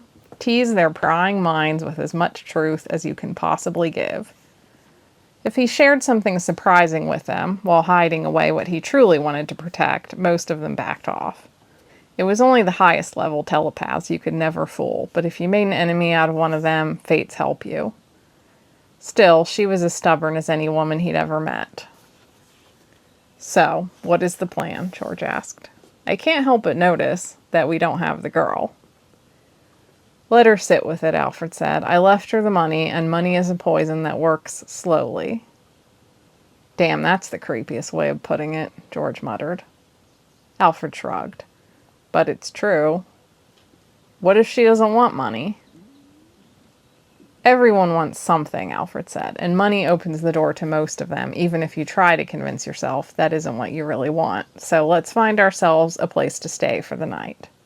They reached the center of town as a crisp wind was picking up. They were far enough north that September snows were possible, and the air certainly carried that clean, enchanted smell along with wood smoke. It was a sleepy little place. In Alfred's mind, late afternoons meant a bustle of people getting off work and students heading home from school, crowded subways and canal boats, restaurants and shops picking up with evening chatter and the smell of grilling meats. And for Nana, he heard geese flying overhead, some chickens chattering in the near distance, and the cry of a woman calling a child into the house farther away. That was it. Well, lead the way to the inn, he told George, who was pondering the crossroads in silence. I don't see one, George said. Don't even see any horseshoes hanging out anywhere. Up north, a horseshoe nailed by the door meant there was a room. We'll ask at the cafe, then. The woman there had a suspicious tone as she said, We don't have an inn, gentlemen. We just have a camping site with a water hookup and privies. You can rent tents at the general store. We would pay very well for a room, Madia, Alfred said. No room, she snapped, and Alfred felt her trying to poke at his mind to see if he meant trouble. Your bodyguards never had to pitch a tent before? I've pitched a tent myself, Alfred snapped back. We like camping quite well. We like camping quite well, my dear Madia, George teased as they left. I do hope there is a hot sauna and a towel boy. Shut up. The general store was at least a little friendlier to Daramons, perhaps sensing some good money coming their way. A man with a soft, helpful country accent hopped right off a stool and helped them with a tent, sleeping bags, a cooking set, some food, and coffee, along with an array of instructions that would test even Alfred's memory. We'll figure it out, he finally said, or else it might never end until the man had told them how to hunt and dress their own game tonight. The campground was just up a hill, a mile from town, and they could have taken the car, but it seemed like a better decision to enjoy the pure, cold mountain air. That coffee is going to taste so good, Alfred said, relishing the idea of it. They'd spent more rustic nights than this, certainly. See, this is good. There was magic on the islands, and there's magic here, too. You need a wild place to get a real sense of living. Ain't it the truth, George said. I just hope we can actually figure out the tent. It can't be that hard. Kids go camping. Yeah, this tent just feels like it has more poles. The guy did say it's a local type of tent, but still. After 2 hours of messing with the tent, the evening chill was rapidly descending. Alfred was ready to kill George, and George was probably as ready to kill him. Finally, the general store guy came trudging up the path. You gentlemen need some help with that? Nah, George said. Oh, for fate's sake, Alfred hissed. Yes, we do. I do have good spatial awareness, though, George said defensively, circling back to their argument in progress. This is just a weird tent. I told you boys what to do, but I guess it is tricky when you don't have the parts laid out in front of you. It's a tribesman tent. I'll do it up. You should at least get a fire going. That snow's coming on fast, and you'll want to get some hot beans in your belly. Snow? Just a few inches. You'll be fine. The tent's nice and snug when you get it up right. We hardly ever get snow in Atlantis, Alfred said, thankful he had, at the last minute, abandoned his dress shoes for the ankle boots with tread. George gathered some wood for the fire, while Alfred pumped some water for the percolator, then opened the cans of food. As usual, he worked very well with George when they weren't trying to set up a diabolical tent, and the air was so invigorating and wild from the evergreen forests. Despite the cold, Alfred had already shed his sweater and rolled up his sleeves, arranging branches by size and then layering them into a good basis for a fire, as George hunted down another batch. There you are. Their humble savior gave the tent a little shake. Sturdy enough to move right in. Alfred tried to give him another bill, which he vehemently refused. I should have helped you city boys from the start. I wish I could argue that a little more, Alfred said. I'm obliged. I'm glad there wasn't an inn after all. It's enchanting out here. I feel like a treasure hunter from back in the day, stopping along my way on some quest. You planning to poke around the ruins of Avar Keep tomorrow? Luckily, the snow will probably melt by afternoon. Ruins? You can find old artifacts up there now and then. They say the last lord of Avar buried his magical staff somewhere. Old artifacts, really? Don't just give me the tourist spiel. Well, it's usually just coins and buttons and spoons and whatnot, but it's certainly not uncommon to find them in the summer. It's about the last couple of weeks before the ground freezes just now. Of course, all the stuff that gets picked up by magic sensors is long gone, so usually people find it just by spotting it, and you might not have much luck yourself. Maybe you will, he said to George. That sounds like the perfect thing before we head home. Alfred had a few unconventional tricks for finding treasures, and it never hurt to try. "Why else did you come here anyway?" the man asked. "I didn't think it was to look at the eagles." "It's a long story," Alfred said, "but we'll be out of your business soon. In the meantime, I'm going to enjoy every minute of this place." "It is beautiful here," the man said approvingly. "I know your air isn't so clean down there." They soon parted ways, and George and Alfred enjoyed their saucy spiced beans with stewed apples. A local recipe, apparently, and not that bad, especially with a loaf of the local hearty bread and butter. "Are we really poking around ruins tomorrow?" George asked. "Yes, that's perfect. Livonya will have time to think, and we'll have something to do." Chapter 8. The Treasure of Avar Keep. Livonya slept poorly, one of her unsettling dreams drifting through her mind, half-formed despite the soft sound of the first snowfall, which usually brought a comforting atmosphere. The letter from her uncle was folded neatly on the shelf by her bed, whispering to her of the outside world. She was used to blocking out that whisper, but what was harder to ignore was her brush with the Daramon strangers. So rarely did she try to read minds. Maybe it was the sheer act that unsettled her. But she couldn't shake the feeling behind Alfred Bravider's mind. She couldn't help noticing how complex it was. His thoughts tasted like a good book, full of layers, intellectual, worldly. She didn't need to ask to know that he had been many places, talked to all sorts of people, studied interesting topics, all the things that were out of reach to her. She craved it. Goddess, she couldn't help it. Nothing wrong with a tribesman or a farmer, but it wasn't what she wanted.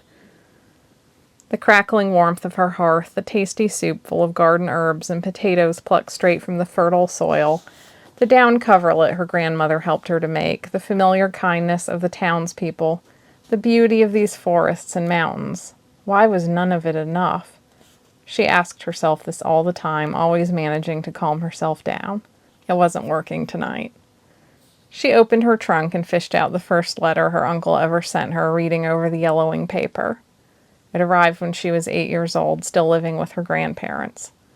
She would never forget her excitement and surprise. Her mother was dead, but at least she was surrounded by the Orlestin clan. Her father had always been a mystery.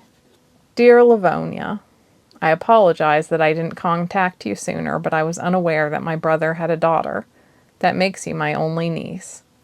I am currently residing in the city of Atlantis, a Daramon city, and not a very welcoming place for Miralem. Still, I have work to do here, and I can't see returning north any time soon, or else I would pay you a visit. Instead, I thought I would tell you everything I could about your father. We grew up on a mountain farm north of Kurui, raising sheep and growing vegetables. From what I know of Fernana, you can probably imagine the life. It could have been quiet, but the border wasn't far away, and Kurui has a large traders' market with people from all over.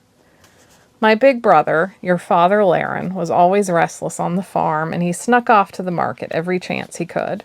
He spent all his extra money on books related to magic, but you also get a good education, just seeing all walks of life jammed into one place. Livonya had treasured every letter, every detail. She lived vicariously through her uncle's life as he worked in Atlantis. Both Raihessen brothers seemed to have a hunger to travel, even if it brought them to the dangers of the Daramon lands and help other people. But whenever she tried to ask about visiting him, he always said the same thing, with increasing vehemence. Your parents had a lot of enemies. Not only should you stay away from Atlantis, you shouldn't leave Fernana. Even Avalon and Lioness are now too big, too diverse. Anyone could be lurking there. Your parents' names are no doubt still hissed on the lips of the powerful. Fernana is as fine a place as anywhere in the world, so just stay there. Livonya whacked the pack of letters. Really, does he expect me to stay here forever? Did my mother cast ancestral curses all over the place or something? This is getting silly. In the morning, she tried to make breakfast and overcooked her eggs. Alfred and George must have camped on the hill. It was hard to imagine them sleeping in a tribesman tent in the snow. She fed the chickens and then stood there watching them peck and cluck, her mind going blank. Her uncle's letter was in her pocket now. She ran her fingers over the folds. Enough of this. I'll just check on them. No harm in that.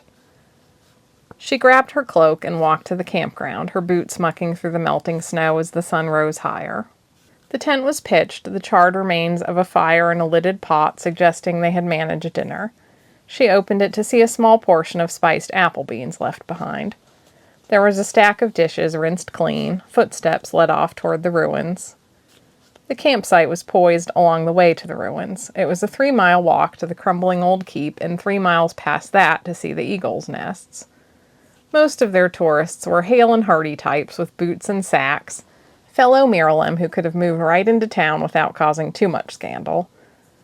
Livonya reasoned that Alfred and George probably weren't used to this sort of thing, so they might get lost, and therefore she should probably go after them. The walk was uphill all the way, winding above a rocky creek, the drop-off growing more treacherous as it went. The path was wide enough to take a horse and carriage up, so it was not especially nerve-wracking, but she still kept an eye on the rocks to make sure they hadn't experienced any disasters. The autumn colors were in their full glory, red and gold leaves scattered all along the path and down along the rocks, and bits of white snow clinging in all the shadows. Finally, she reached the steep trek up the old stone steps to the keep. The steps were still fully intact and solid, despite a few grasses attempting to grow between them. It was a testament to ancient building techniques that even after centuries, many of the rocks were still tightly fitted together. The keep's last inhabitant had died almost 4 centuries ago, in a time when almost all history was passed orally, and so not much was known of the people who once lived here. Livonya loved the mystery of it all. Today an odd sound pricked her ears as she drew close. Haunting tones rang out like bells, vibrating slightly. Her heart started galloping. She couldn't imagine what would cause this, but her first thought was that it could be from the spirit world. Was it safe? She didn't care. Her footsteps quickened, but she kept them as soft as possible, her toes light on each stone. The ringing stopped when she was almost at the top. Alfred was standing within the thick walls of the roofless keep, holding a cane in front of him in a frozen position, waiting for something. An elaborate yet fraying and faded assortment of heavy tassels hung from the silver wolf's head handle. His black dress pants were wet halfway up his legs and also in the knees, and a few dry leaves stuck to him. "Livonya," he said. "Out for a stroll?" George was sitting on a stone slab nearby, reading a paperback with a spaceship on the cover. "Heyo." "I heard something," Livonya said. "This?" Alfred struck one of the stones with the cane, and it let out the bell sound, louder now, the eerie tone resonating to a stop. "What is that?" "This is a glynover, a sort of court instrument from the early Age of Kings period, specifically the island of Mu. It's this tasseled thing. If you tie it to any stick-shaped implement, everything it strikes answers with a unique tone." This was a fascinating little piece of magic Livonya had never heard of, and also, "Didn't you come here to speak to me about the curse? You seem like you're doing something here with our ruins." "I did come here for you," he said, brushing off his clothes a little. "I just figured I could poke around here while I'm up this way." "So what do you do with this glynover?" "Well, it makes a different tone depending on the properties of what it's striking, based on the size and shape, material, etc. I heard this area has been thoroughly searched by magic hunters already. It would be, of course." He started striking the rocks methodically, and they all made similar bell tones. "But I found that the glynover picks up magic that's hidden sometimes. The sound will come out with a slight wave pattern instead of a clear tone." "I've never heard of this before," she cried over the din of imaginary bells. "It wasn't a very popular instrument. Must have been damnably hard to get a song out of it. It's very hard to control, both in sound and volume. I'm trying to go softly, but clearly it's not working very well." "I mean, I've never heard of anyone using something like this to find hidden magic." He paused and grinned.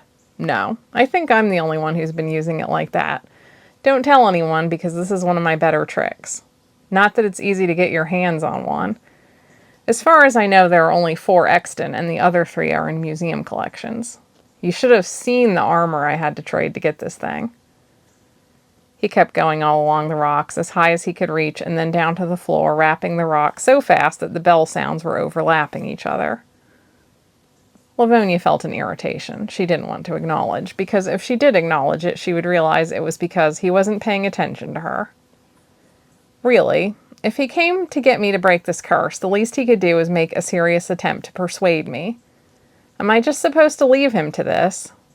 "Well, if you did find anything of great value, it belongs to the town," she said. Ah, so you're the treasure police. Good luck. I have some experience dodging the police. So you're just a thief, really. Archivists are a surprisingly lawless bunch. Suddenly he stopped cold after tapping one of the stones above his head. George. George slowly finished reading the page he was on before dog-earing the next one. You found something? Livonya asked incredulously. I don't know. Listen, normal rock? This rock. She half expected him to demonstrate some supernatural hearing that she wouldn't be able to detect, but when she was paying attention, the difference was clear. The bell tone did indeed wobble.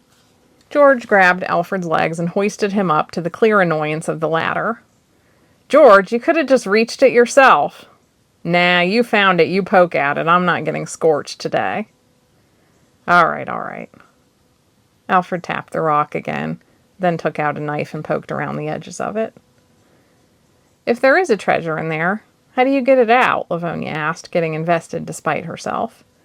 Tourists got excited over finding tiny bits of metal or ceramic around the keep, but no one had found anything interesting as far back as anyone could remember.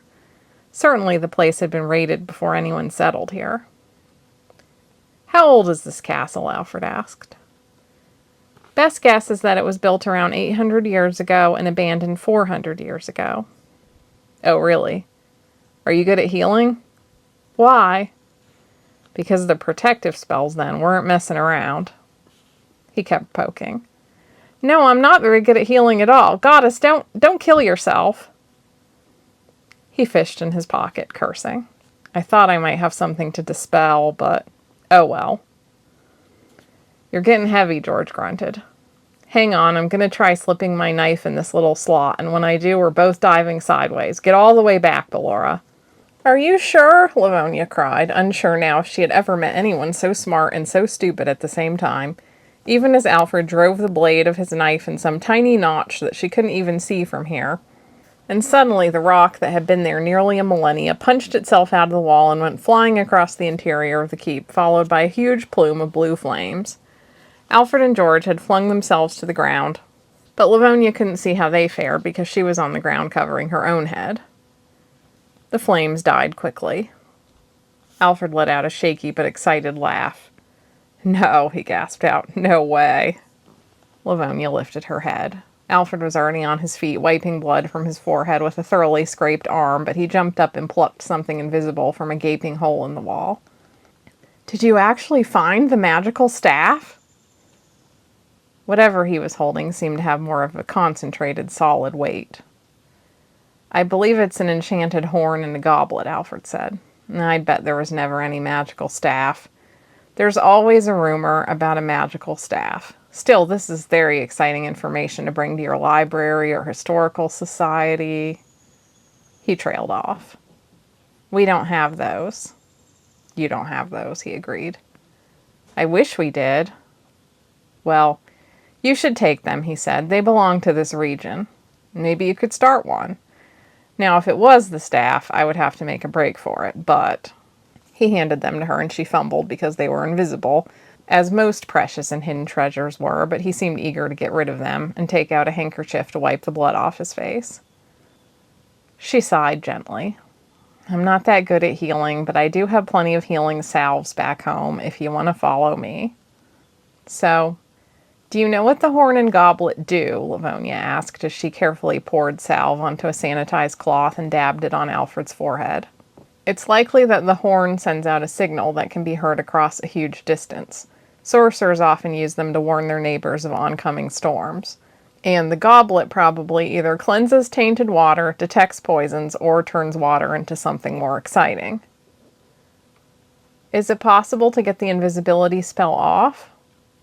I don't have the antidote on me, he said. We could get one in Avalon, but then, if you intend to keep them, you might want to retain the spell. It's not a magical staff, but those things are still attractive to thieves.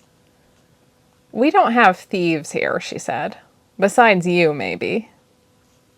But maybe he was right. She wasn't sure who she would show them to, or how she would explain where they came from. She picked up another clean cloth and wetted this one with water, wiping away the salve and the rest of the blood. The wound had vanished. That takes care of your face, she said. Now your arm. He shoved the arm of his sweater firmly above his elbow and presented her his handsome brown forearm. Could a forearm be handsome? Apparently. Goddess, he has beautiful hands, she thought, and hated herself. The entire encounter was so odd and unexpected. Eldornan might have nice hands, too. She had never even thought about his hands one way or another. Let's see, she said briskly, gripping his arm in what she hoped was a professional way and slathering the salve over the scrapes. He barely winced. Bah, as if anyone wouldn't be ruffled by a handsome stranger in town, but he'll be gone soon enough. Yes, he would be gone. Uncle Fragivel's letter pounded in her brain. She read it this morning, and it was an unusual letter from him because usually he made the world sound like a perilous and unpleasant place. This time he sounded excited, like he couldn't help it. I'm starting to think we could actually win a council seat, just one council seat, but it's the foothold we need. There's an energy that actually gives me some hope for the future. I've never been to Avalon, she said as she focused her eyes and hands on his wounds. I've never been anywhere. My uncle is working on a political campaign, and he might as well live in another universe. He always tells me it's extremely dangerous in the cities, especially Atlantis, and the people who killed my parents might make trouble with me. She already knew Alfred wouldn't agree, and she could feel her whole self grasping for the counter-argument. Where is your uncle? Atlantis? That's a little unfair, isn't it, telling you to stay away and living there himself? He's protective of me, of course. The whole family is. I'm sure he thinks he's older and more street smart, and I guess Mr. Ariani protects his staff. He's working the dead Ariani bit, eh? Most reasonable people figure the debt will win when dragons fly. He thinks there's a chance anyway. There is something to be said for unreasonable people, Alfred said. Whatever you've heard about the cities out here probably isn't very accurate, and if they're a little dangerous, well, do you really want a life that never involves taking a single risk? Livonya couldn't smother her yearning just to see it. What was this world like? Televisions, airplanes. She might hate it, but at least she would no longer be such a bumpkin. Even the nearest cities and larger towns were equally as foreign as novels set in the golden age of magic, dragons, and kings. But unlike the dragonic sagas or historical novels, she could actually see a city if she agreed to lift this curse. And after that, I could come home. Alfred isn't here to hurt me. I really don't think so. Uncle Fragivel doesn't live here after all. He's been living in Atlantis for all these years, right in the thick of everything, but he won't let me follow him. He thinks I'm still a kid and capable of making my own decisions. If I went with you, she ventured, I could lift the spell and then go straight home if I wanted and get a little money from it. I don't want a lot anyway, but I would like to buy a few things for the house. You're all healed up, by the way. Alfred ran his fingers over his arm. You can buy whatever you want in the shops of Atlantis if you like, and I'll have it shipped back with you. Of course you can go straight home. I need your presence for this spell, but we have no reason to hold you up after that. Livonya took a deep breath. Okay, I'll go. Everyone in town will try to argue with me, so I'll leave a note on the door and we'll hurry off. What about your chickens? George asked, concerned. Ome and Ofe will check on me and see the note in no time. The chickens will be fine. I'll be sure to show you a good time. I have to defend the honor of Atlantis against the hinterlands, Alfred said, grinning. And don't bother packing. We'll get you some city clothes in town before we go to the house. I have to pack a few things, she insisted, grabbing an extra dress anyway, as well as a few toiletries and the bottle of general healing spell. She didn't even have a bag suitable for travel, just the satchel she carried in town. She wondered if he would buy her a mini dress like in the catalog.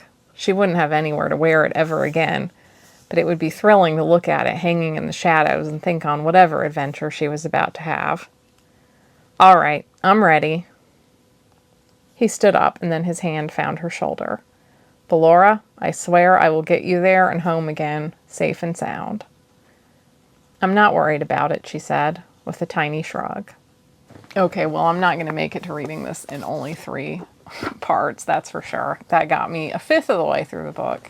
And I know this video is already going to be about as long as my computer storage can handle, probably. So I will stop there with just a couple little tidbits. If you read The Broken Queen, the town of Kurui is the town right on the border of the Miralim and Darmon lands, where Harai takes the Torah and she goes to the market where she sees some books and is very excited about them. It's also the market where Sairi goes and learns to read when he's talking about that in The Broken Queen. So that is over in the Kingdom of Dry, the Kingdom of the Dragons, which is where Livonia's father was from. I don't think I actually said in the book, at least not yet, but Sanaroon are always shapeshifted to be 7 feet tall exactly. And that is how you know that they are Sanaroon, because there's not a lot of people that are 7 feet tall. So if you see a 7-foot tall man wearing a black suit, and if his arms and legs especially seem a little longer, because it's easier to shapeshift arms and legs to be a little longer than your spine, then you know that he is a bodyguard for the families, and it's meant to be visually intimidating so that you would know at a glance who you're dealing with. But as Alfred notes, this can also be a disadvantage now and then when you're treasure hunting in particular, and you don't want people to know that you're from the families. Well, Alfred can't really hide it because he's got to bring George with him. He wouldn't want to leave George out. And the word Sanaroon actually translates in their language to something kind of more like the taller hand. Rather than saying the right hand man, they actually say kind of the upper hand man, to kind of imply that they are both taller than their master and kind of the one you would deal with first when you get into a fight. You would have to go through the Sanaroon before you get to the actual dude from the families. I also wanted to note that I did so much research on blindness before writing this book. If you've watched my other videos, I've talked about this a little bit, that I've pretty much read every memoir and book in every library system that I've lived near or been around, including college libraries, which is 7 different library systems or something, along with looking at internet resources, people's social media, like Reddit and stuff. But nevertheless, it can be very difficult to really figure out as a sighted person what someone in Alfred's situation would be perceiving, because one thing I seem to pick up on is that whether it's different whether you're blind from birth or whether you become blind later. And that would make sense because I read a whole book about the brain development of blind children. So I know that your brain actually develops differently if you lose your eyesight when you're a baby or a small child. Every year kind of matters. With that in mind, the only books that I could really find that discussed in great detail what someone who was blind from early childhood would be perceiving. For the memoirs of Vedmeda, there was actually more volumes than this, but these are the ones that I have. And he lost his eyesight when he was 3 and had similar circumstances to Alfred in a lot of ways, in that he did not grow up in a modern protected suburban environment, like the way that Alfred's father was kind of you know what, go wild, kid. Go get hurt. We don't care.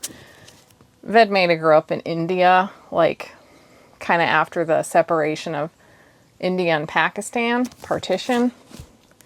So it was not a time where he was particularly coddled. So he talks a lot about describing his perceptions of kind of echolocation and the changing feel of the air in different environments, and that was the best resource I had for describing what Alfred was perceiving, which was nice, but also has the somewhat unfortunate effect of all coming from one man's writing. So sometimes I didn't totally go with it because, Vedmeda didn't even carry a cane. So he definitely was, I'd say, very good with his other senses, and I didn't want Alfred to really set up unrealistic expectations either. And I thought that might also be a realistic, because since Alfred does have a tiny bit of telekinesis that he can fall back on, he probably wouldn't have had to develop as much for his other senses. So even though telekinesis is hard for him, kind of an irony is that using it might have actually somewhat limited his ability to become as superpowered as Vedmeda, is my theory. But anyway, I just wanted to say that even if you're not trying to research blindness, this one book of his, The Ledge Between the Streams, is really good. It's a very underrated piece of literature. that talks like just fascinating stuff about an Indian family at that time. It's kind of funny, and he had a lot of sisters, so it goes into like their wedding or one of his sisters' weddings and like just their family life. I love this book. I read it like 4 times. The other ones are also interesting, but this one to me is like by far the best. And another note related to connections between the books is that Alfred's fiancée, Thessia, her grandfather is Ankin Woad, who is the horrible man that buys Atora's friend Lorsan in The Broken Queen, and bad things happen to her under his watch. He was a absolutely vile person. He really is one of just like the worst people in this entire series. So we're kind of getting this from the other perspective now, what the families of Atlantis were like and how they have changed. They're not quite as totally horrible as they were, like, that was almost 80, it was like 70 or 80 years ago. I'd have to check the timeline, but yeah. So yeah, just a few little tidbits for you for this section. And as soon as I get a chance to like sit down for another 2.5 hours, actually probably more like 7 hours to make this video, then I'll have a part 2. And if you enjoy listening to these, please consider buying a copy of the book and supporting it. I would appreciate it hugely because this does take quite a lot of time to do. I would also equally appreciate it if you would leave a review for it when we get to the end, or if you would just tell other reader friends about the book or about this read aloud. Just help me spread the word. Word of mouth is as important as actual sales. It really might even be more important. So thank you so much for listening or watching, and I will see you next time. Bye.